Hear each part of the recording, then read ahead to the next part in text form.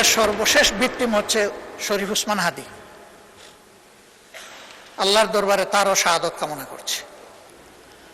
গত 17.5 বছরে যত মানুষ জুলুমের শিকার হয়েছে, এমনকি 28 অক্টোবর থেকে, 28 অক্টোবর শুধু জামাতের লোকেরা নিহত হয় নাই, একদিনে 34 জন মানুষ বিরোধী দলের নিহত হয়েছিল, তার মধ্যে 14 জন জামাত ইসলামের, 20 জন বিএনপির।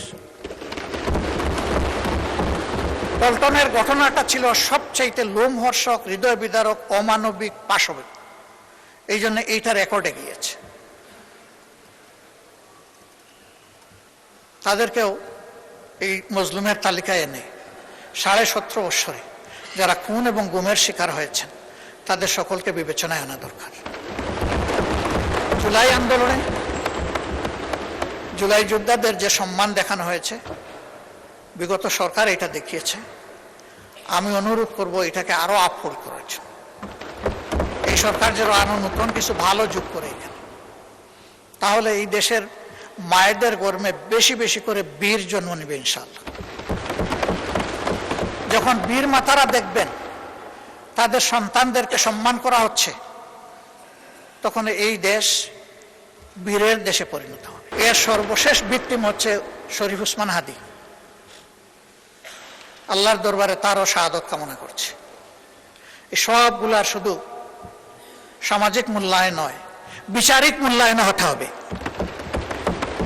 সব কালপিটদেরকে, সে যত বড় যত উচ্চ মাপের হোক, তাদেরকে বিচারের আওতায় আনতে হবে। কিন্তু সরকারের এই 4 মাসে একটা গণতান্ত্রিক সরকার প্রতিষ্ঠিত হওয়ার পর বিচারের যে গতি এই সমস্ত ক্ষতিগ্রস্ত ব্যক্তি এবং পরিবার আশা করেছিল, সেটা আমরা দেখতে পাচ্ছি না। আমরা দৃশ্যমান অগ্রগতি দেখতে চাই এই বিচারে।